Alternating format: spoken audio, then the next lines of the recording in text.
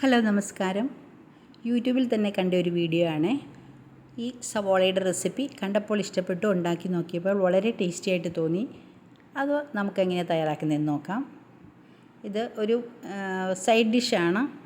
Non വെജിനും വെജിനും ഒക്കെ കഴിക്കാൻ പറ്റുന്നതാണ് കേട്ടോ. ഏറ്റവും നല്ലത് നോൺ വെജിനാണെന്ന് എനിക്ക് തോന്നുന്നു. നല്ല ടേസ്റ്റുമാണ്. പെട്ടെന്ന് തയ്യാറാക്കും. ഈസി ആയിട്ടുള്ള ഒരു റെസിപ്പിയാണ്. വളരെ കുറച്ച് ഇൻഗ്രീഡിയൻസും മതിയാകും.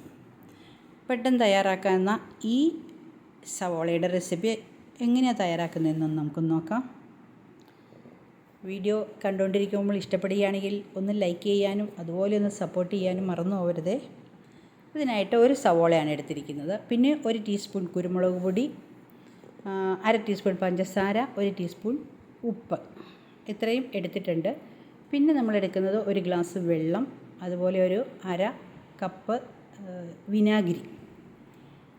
വെള്ളവും വിനാഗിരിയൊക്കെ നമ്മൾക്ക് അളവിനനുസരിച്ച് മാറ്റം വരുത്താം. ഞാൻ ഒരു സവോളയ്ക്കുള്ളതാണ് ഇപ്പോൾ പറഞ്ഞത്. സവോള കൂടുതലെടുക്കുമ്പോൾ അളവ് കൂട്ടിയെടുക്കാവേ. സവോള ഒരെണ്ണം എടുത്തിട്ട് നന്നായിട്ട് കഴുകി വൃത്തിയാക്കി കട്ട് ചെയ്തിട്ട് നൈസായിട്ട് കട്ട് ചെയ്തിട്ട് അതിൻ്റെ അല്ലിയെല്ലാം ഒന്ന് വിടർത്തിയെടുക്കണം.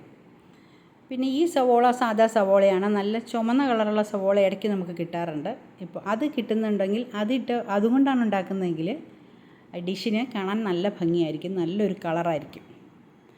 അപ്പം കാണാനും കഴിക്കാനും ഒരുപോലെ ടേസ്റ്റായിരിക്കും.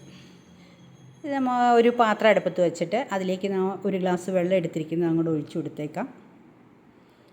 അതിനുശേഷം നമ്മൾ എടുത്ത് വെച്ചിരിക്കുന്ന ഇൻഗ്രീഡിയൻസൊക്കെ അതിലേക്ക് ചേർക്കാം. ആദ്യമേ നമുക്ക് കുരുമുളക് ചേർത്ത് കൊടുക്കാം. കുരുമുളക് പൊടിയോ ചതച്ചതോ ഒക്കെ ചേർക്കാവുന്നതാണ്. കുരുമുളക് പൊടിയൊക്കെ ആണെങ്കിൽ നമുക്ക് പെട്ടെന്ന് സവോളയിലേക്ക് ടേസ്റ്റ് ഇറങ്ങും.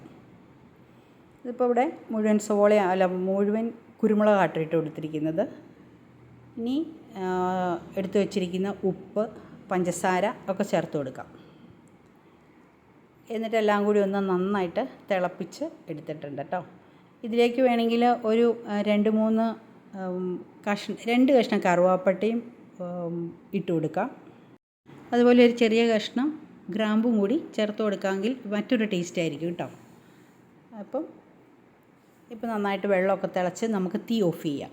തീ ഓഫ് ചെയ്തതിന് ശേഷം അരിഞ്ഞു വെച്ചിരിക്കുന്ന സവോള എടുത്തിട്ട് ഒരു ഗ്ലാസിൻ്റെ ജാറിലേക്ക് പകർത്തി കൊടുക്കുക. ഗ്ലാസ് ജാർ തന്നെ എടുക്കണം. കഴുകി ഉണങ്ങി വെച്ചിരിക്കുന്ന ഗ്ലാസ് ജാറിലേക്ക് സവോള അരിഞ്ഞു വെച്ചിരിക്കുന്നത് ഇട്ട് കൊടുക്കാം. ഇനി തിളപ്പിച്ച് മാറ്റി വെച്ചിരിക്കുന്ന നമ്മുടെ വെള്ളം ചൂടോടുകൂടി തന്നെ ആ ഗ്ലാസ് ജാറിലേക്ക് ചേർത്ത് കൊടുക്കാം. അതിപ്പോൾ സവോള കറക്റ്റായിട്ട് മുങ്ങിക്കിടക്കാൻ പാകത്തിനുള്ള വെള്ളം മതിയാകും. അപ്പോൾ അതാണ് നമ്മൾ തിളപ്പിച്ചെടുത്തത്. ഇനി അതിൻ്റെ അടപ്പ് വെച്ച് നന്നായിട്ട് അടച്ചിട്ട് ഒന്ന് നന്നായിട്ട് മിക്സ് ചെയ്യാം. കുലുക്കി ഒന്ന് മിക്സ് ചെയ്തതിന് ശേഷം ഇത് നമുക്ക് ഫ്രിഡ്ജിൽ സൂക്ഷിക്കാം. ഒരു ദിവസം ഒന്ന് ഫ്രിഡ്ജിൽ സൂക്ഷിച്ചിട്ട് എടുത്ത് കഴിക്കുന്നതാണ് കൂടുതൽ ടേസ്റ്റ്.